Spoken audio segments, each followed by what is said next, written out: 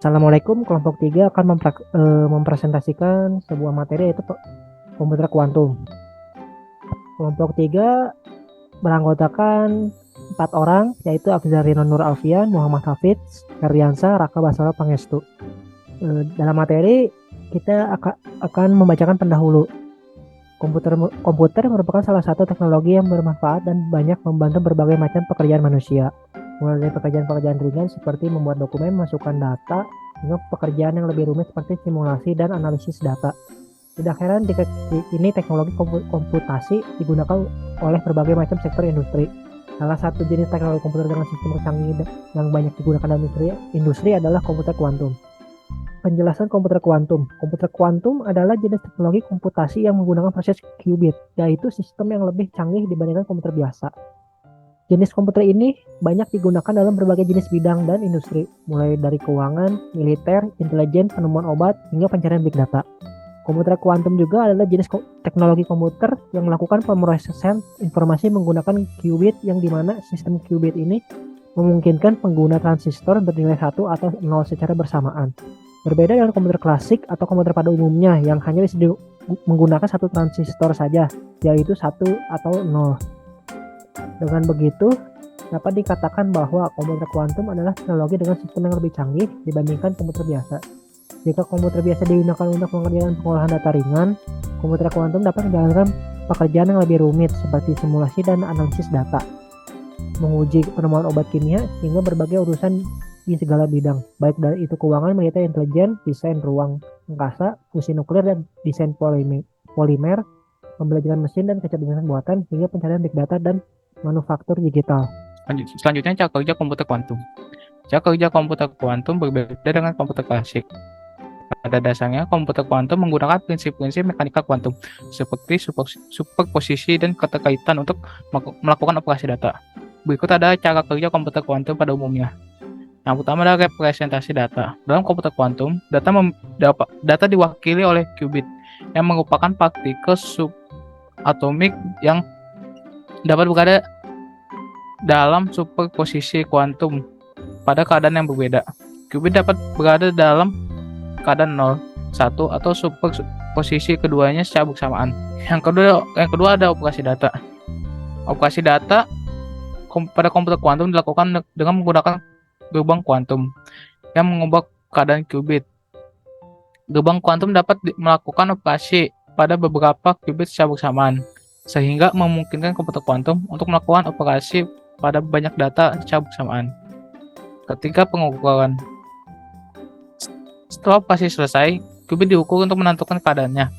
Pengukuran ini mengubah keadaan qubit menjadi 1 atau 0, dan hasilnya digunakan sebagai output dari operasi. 4. Error connection. Karena qubit sangat rentan terhadap gangguan lingkungan, komputer kuantum memerlukan teknik error correction yang canggih untuk memastikan keakuratan hasilnya. Dalam komputer kuantum, operasi data dilakukan dengan menggunakan prinsip dasar mekanika kuantum seperti superposisi dan keterkaitan. Hal ini memungkinkan komputer kuantum untuk melakukan operasi pada banyak data secara bersamaan dan memecahkan masalah kompleks lebih cepat daripada komputer klasik. Namun, teknologi ini masih dalam pengembangan dan memerlukan teknik error correction yang canggih untuk memastikan keakuratan hasilnya. Selanjutnya, alasan komputer kuantum diciptakan.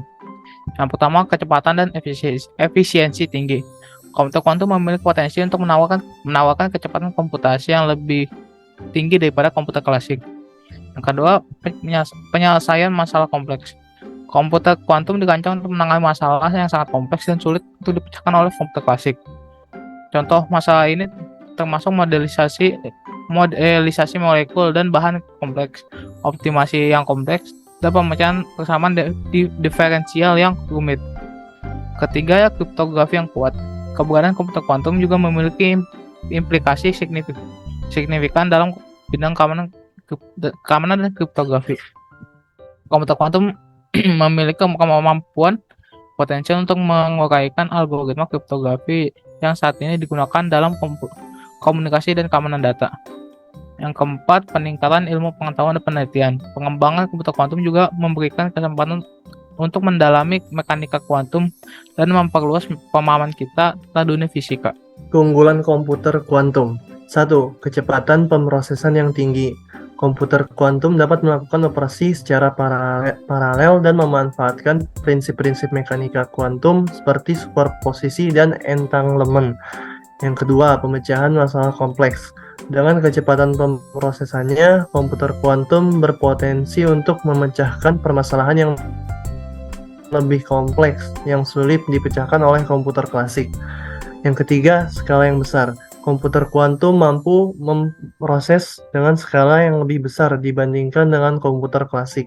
Yang keempat, algoritma kuantum. Komputer kuantum memanfaatkan algoritma-algoritma khusus yang dirancang untuk memanfaatkan keunggulan kuantum. Yang kelima, simulasi sistem kuantum. Komputer kuantum dapat digunakan untuk mensimulasikan sistem kuantum yang kompleks seperti sifat-sifat material atau reaksi kimia. Kelemahan komputer kuantum. 1. Kerentanan terhadap kesalahan. Salah satu tantangan utama dalam pengembangan komputer kuantum adalah meningkatkan keandalan dan mengurangi kesalahan yang terjadi pada qubit.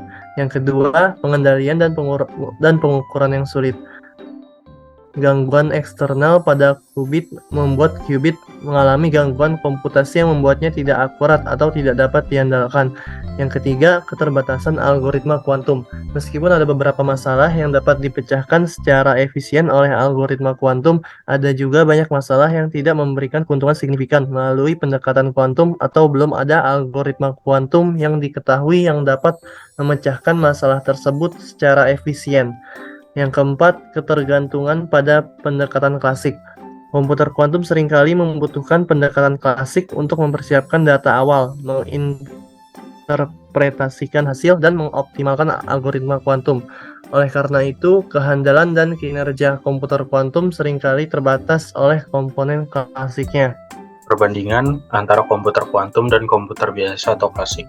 Yang pertama, komputer biasa atau klasik menggunakan bit sebagai unit dasar pemrosesan informasi yang mewakili nilai biner 0 atau 1. Sementara komputer kuantum menggunakan qubit sebagai unit dasar pemrosesan yang mewakili superposisi nilai 0 dan 1 secara simultan. Yang kedua, komputer biasa atau klasik cenderung lebih rentan terhadap kesalahan karena efek decoherence dan gangguan lingkungan lainnya. Sementara komputer kuantum cenderung lebih rentan terhadap kesalahan karena gangguan lingkungan.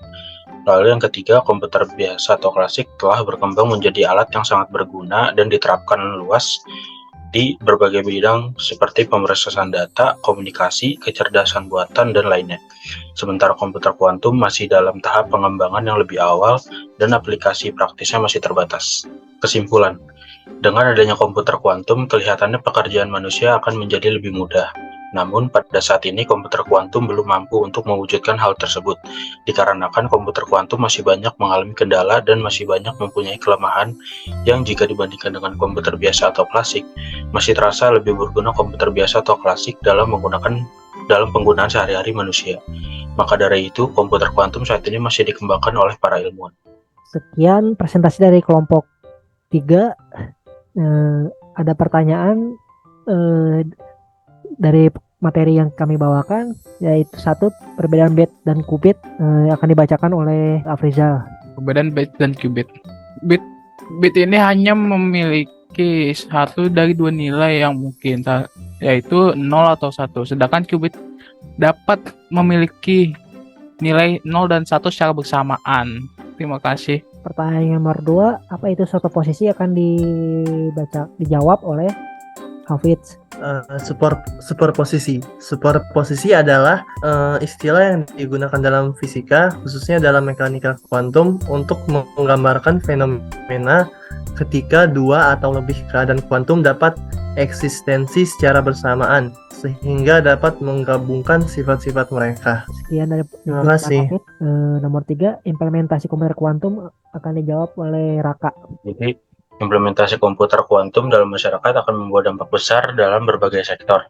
Ini termasuk ke peningkatan keamanan cyber, efisiensi dalam perencanaan dan penelitian, pengaruh dalam keuangan dan investasi, kemajuan dalam bidang kesehatan dan farmasi, pengembangan kecerdasan buatan yang lebih canggih, serta peningkatan infrastruktur. Namun, tantangan teknis, etika, dan aksesibilitas itu perlu diatasi agar teknologi ini dapat memberikan manfaat yang merata dan berkelanjutan dalam masyarakat. Itu saja dari saya. Terima kasih. Sekian jawaban dari pertanyaan-pertanyaan ini. Sekiranya penutup presentasi dari kelompok 3 kami. Assalamualaikum warahmatullahi wabarakatuh.